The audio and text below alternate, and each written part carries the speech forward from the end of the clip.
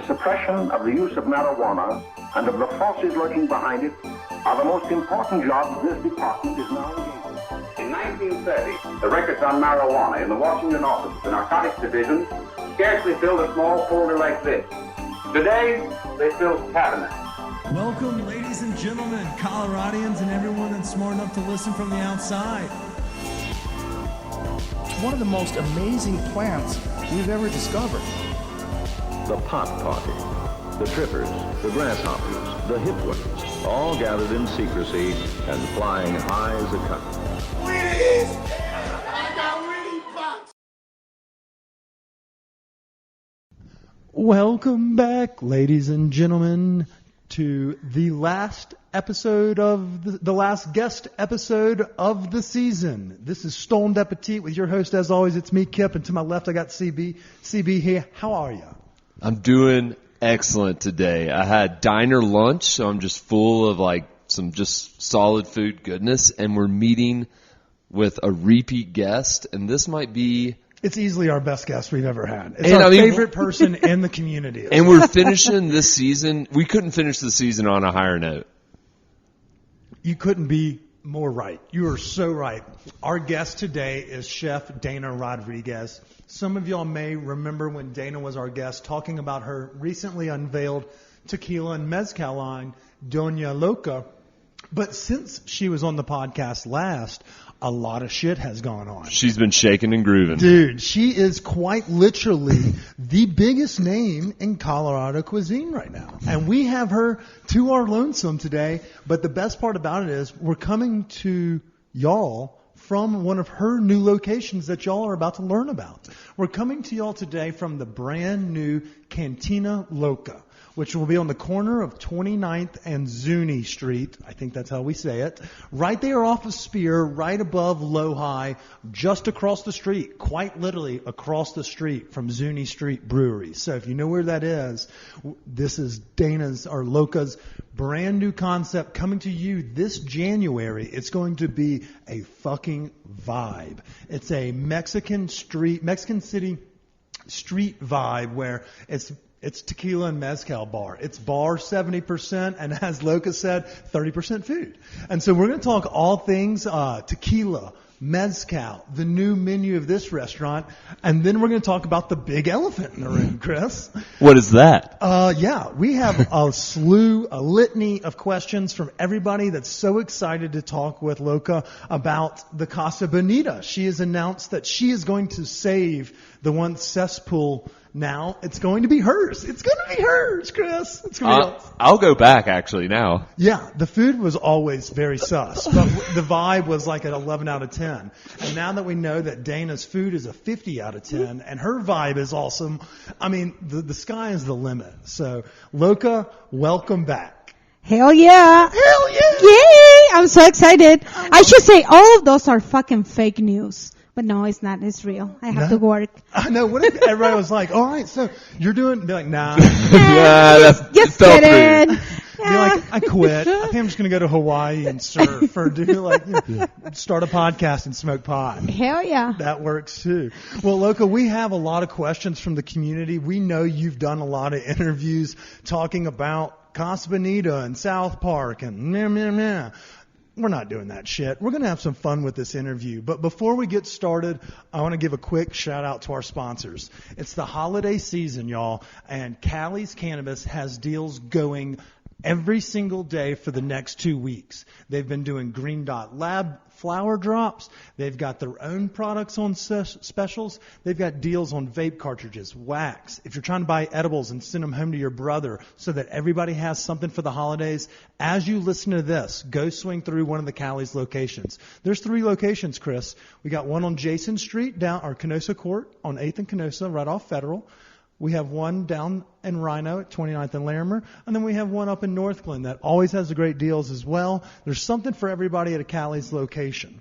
Now, if you can't find what you know I'm about to talk about, and that is our Christmas gift of the year. It's the Big G Seed & Smith collab cartridge dart pen. That is the Christmas gift. It's like the Furby was, or the Tickle Me Elmo. It's the sexiest gift in the streets. Y'all know we love our friends over at Seed & Smith, and it's because they have exemplary product. Both locations, they have 2 dispensaries, one on Oakland Street for those that are headed to the airport, maybe to drop off family or to pick some family up. I'd recommend stopping into that Seed & Smith. And they have a location for those that are up in the burbs. Shout out to our friends over at 1413 Hecla Way, the Louisville location. You can check their website, seedandsmith.com. If neither of their locations are close to you, go see where you can find their product. We swear by these cartridges. We're flying with these cartridges home for our holidays. It is the gift of the year. And, of course, they have everything else. Flour, wax, cartridges for 510 pins if you don't have the dart pin. They've got you covered, including that new the live resin series. Whoo, Chris. Tis the season. Tis the season to catch a fade.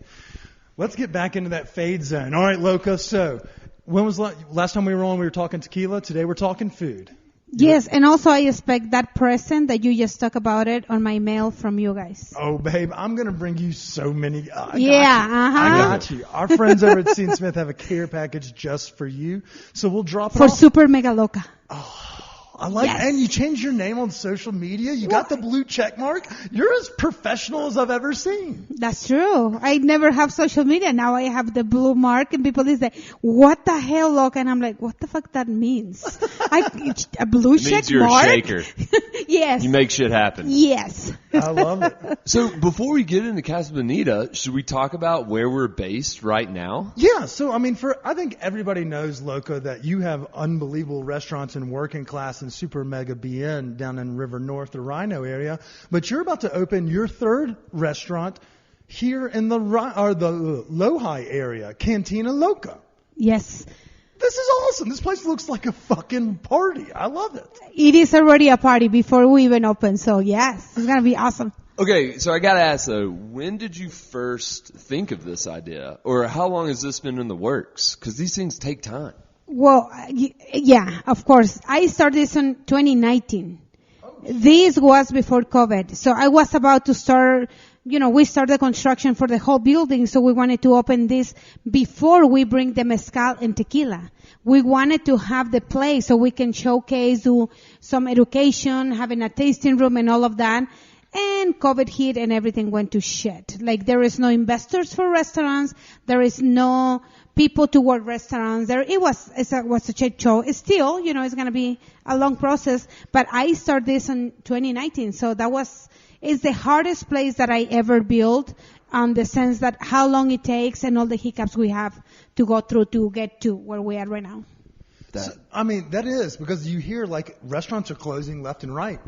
Here you are opening up a badass new location, but it's also kind of like an installment inside of a big ass building that has been kind of erected over here. It's like you'll have a hotel Airbnb, or it's an Airbnb hotel with a badass rooftop, and then you have a brewery, and then we've found this perfect niche item, which is a fun tequila mezcal bar that's not going to bleed you dry like your ghost donkeys. Like you get authentic flair, you get flavor from, like we were saying, Mexico City vibes.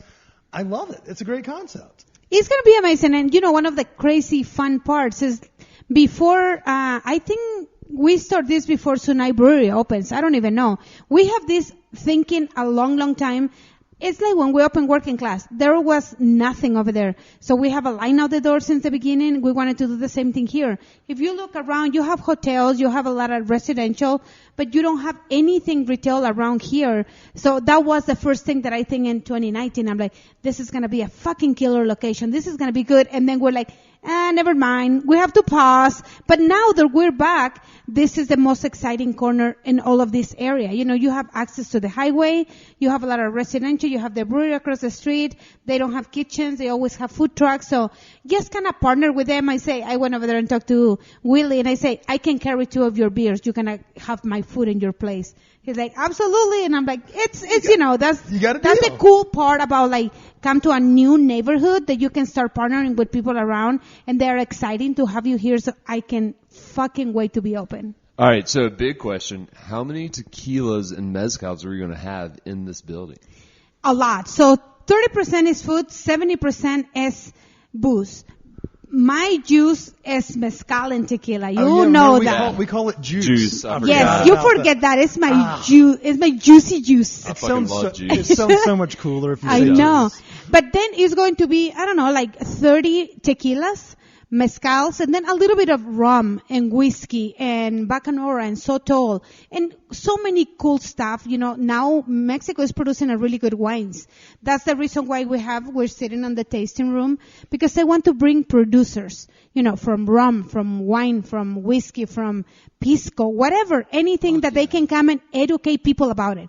People need more education about eat, drink, and fuck.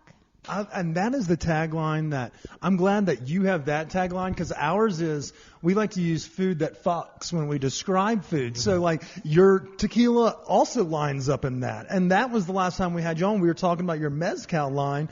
It sounds like you have like the coolest 5-year plan of anybody I've ever fucking met. Like, how did we pair? Did you like? You mentioned you this was your child before the tequila and mezcal company. Which one's been easier and which one's been more of a headache to navigate since kind of getting them both going? You know, after one of the interviews that I did for Casa Bonita, I was just kind of rethinking, like, what is more or less?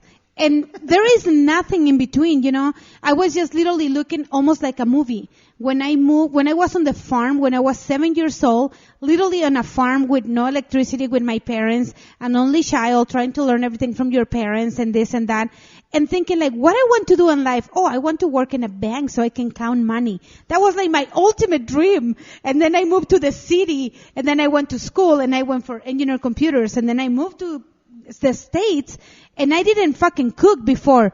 So now everything is shifting, and I feel like everything that it comes into my life is just a gift and another opportunity. So it's like, which one is better? I don't know. If it wasn't for start working as a dishwasher, I would not have my restaurants now. If it wasn't for the restaurant, I would not meet the people that I know to produce mezcal and tequila. Now, if I'm not in the industry, kind of putting myself into the community, be helpful and fun and enjoy and all of this fucking industry, you know, it's crazy. If it wasn't for that moment, maybe I would never get the phone call for Casa Bonita.